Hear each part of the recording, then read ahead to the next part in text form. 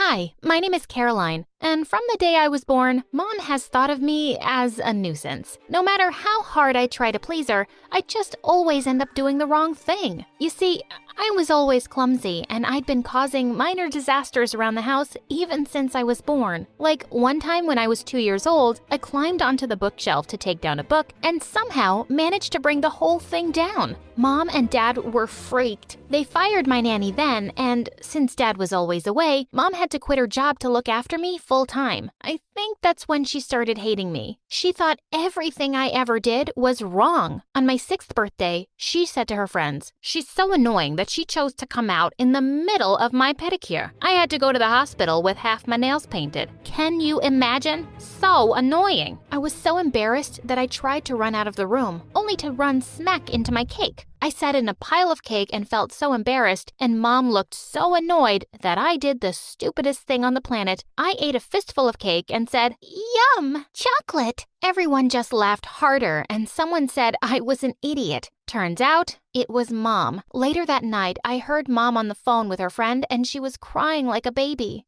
I just missed the good old days. I had a life. I felt so bad. I decided to surprise her with something awesome. I took a screwdriver and ran to the garage. I started to draw with it on the car. I made a whole scene with me and Mom in our house. She was gonna love it. I excitedly nudged her awake from her nap and led her to the garage. But I was so shocked when she went totally ballistic on me. "You're so dumb, Caroline. Your birthdays for the next 5 years are canceled." And it doesn't get any better from here. You see, I grew up really insecure about my looks around Mom. She was beautiful herself, and her snarky comments always made me feel ugly. She'd say things like, "Your nose is just like your father's mother's," or "You really can't pull off that pink color," or "Do you really need to eat chocolate?" But one time, when I was in the 7th grade, she had some friends over, and I heard her say it loud and clear. "I just wish my daughter was beautiful like me." I ran off to my room and stared at myself in the mirror. The only thing I had in common with her was my long black hair. I decided I would never cut it, but Mom was right.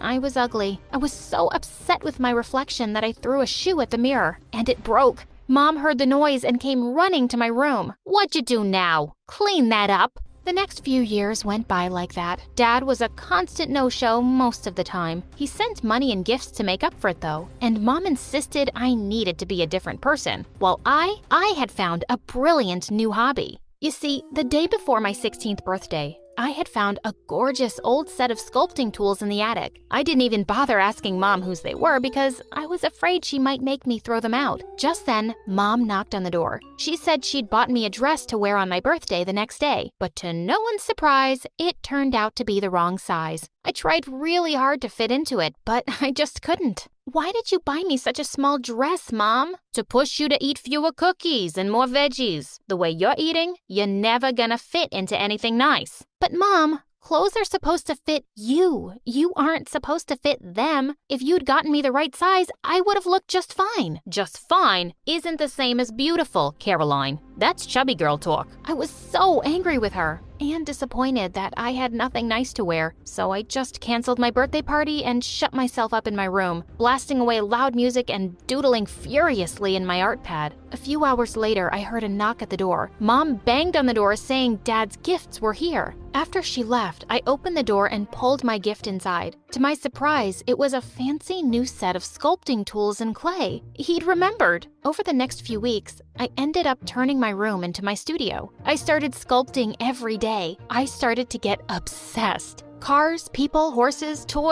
everything. I even started doing it at school. One day, as I was rushing from class to the art room, I bumped into someone and all the miniature sculptures in my bag fell out and scattered everywhere. "Oh my God, I'm so sorry." "No, it's okay. Just help me." I looked up and saw the school's basketball captain, Ron. I'd had a crush on him for a while, but he didn't even know I existed. And now he was helping me pick up my scattered miniatures. Suddenly, Ron looked at my work and let out a whistle. "Don't tell me you made these. They're brilliant." I'm pretty sure I'm very capable of making something brilliant, Ron. No, of course. I meant you're really good. My aunt's a sculptor, and I just know she'd love your work. Then he invited me to his home after school. I could not believe my ears. Ron's aunt was crazy talented, and she did seem really impressed with my work. Before I knew it, we had become friends. Not just us, but Ron too. I started hanging out more and more often at his place and sculpting in his aunt's studio. Before I knew it, we had become great friends, and my crush was back. One day while I was at Ron's place,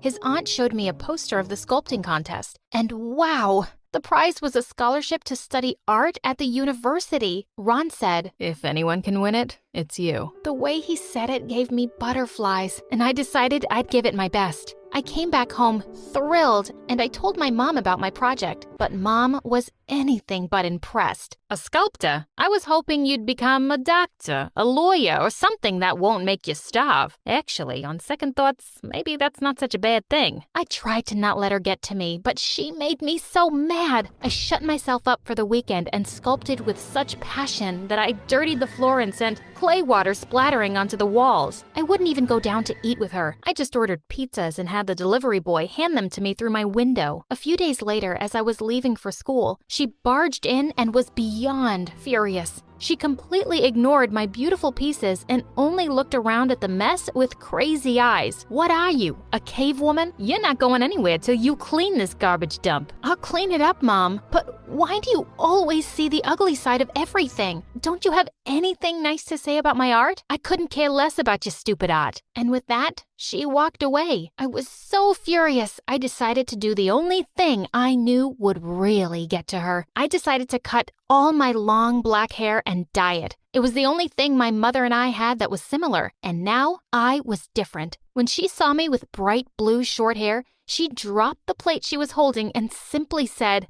"Ah, completely ugly now." I started spending as much time away from home, returning late and not answering my mom's calls. I spent most of my time at Ron's house working on my sculpture of Grace O'Malley, a fierce Irish pirate. She was such an iconic woman. One day when I returned home, I couldn't find my sculpture anywhere. So I asked Mom, and she casually said, "Your room looked like a dump." So I threw away everything. You what? Mom, I spent weeks on it. The competition is just 4 days away. I told you to clean up your mess. I couldn't tell the art from the trash. I was horrified and did the only thing that made sense. I turned around and ran out of my home. That night it was freezing outside and I didn't know where to go. I started crying, sitting on the street. Suddenly a car approached me. It was Ron. He said, since I hadn't shown up at his place when I was supposed to, he thought I might be in trouble. When I told him I'd left my house, he said I could stay at his place as long as I wanted. The next 3 days were crazy. I skipped school and worked on my sculpture all day long. I blocked Mom's number because she wouldn't stop calling to yell at me. But the day before the art contest, someone knocked at Ron's door. It was Dad. He wanted me to go home to Mom. Are you coming? No, honey. I have to catch a flight in 30 minutes. Now, hurry up. Forget it, Dad. I'm tired of how you and Mom have been. You're literally never there in my life. And Mom just hates me so much. I'm not going back to her. She doesn't hate you. She loves you. Yeah, of course. Now go, Dad. I don't need you either. I have other friends who can be there for me when I need it. With that, I slammed the door in his face. On the day of the art contest, I was very anxious. I tried to look around and find some familiar faces, but none were there for me. I looked at other people's art pieces, and I suddenly felt they were all better than mine. I wanted to go away. I took my small little statue and ran out of the exhibition crying. But at the door, I found Dad. He took one look at me and smiled. You came? How? No one else gets to be my daughter's best friend and biggest support. Now tell me, you weren't running away, were you? My work is really bad, Dad.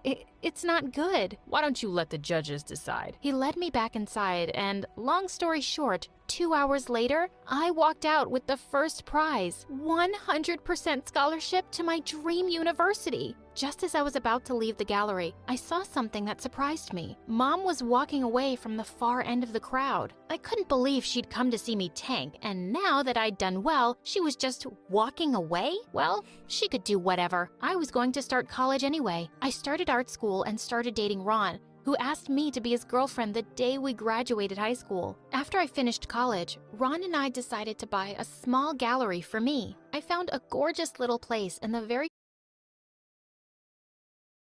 first day, we found a lovely little sculpture tucked away in its storage. The real shocker, though, was that it looked very familiar. The gallery owner said, "Oh, it's just been collecting dust for 20 years. The artist was not very successful. Then she stopped working when she had a kid. This was her last piece. She called it Baby Caroline." I was stunned for a second when I realized why it was so familiar. The baby was wearing a necklace exactly like mine. My mom made this. I told the owner I was keeping it and wrapped it up. On Christmas that year, I took the sculpture and decided to see Mom. As soon as she saw it, she burst into tears and said, "I'm so sorry. I'm a horrible mother, aren't I?" She said she'd gotten jealous when she saw me sculpt. "I gave up my career for you, and you were so good.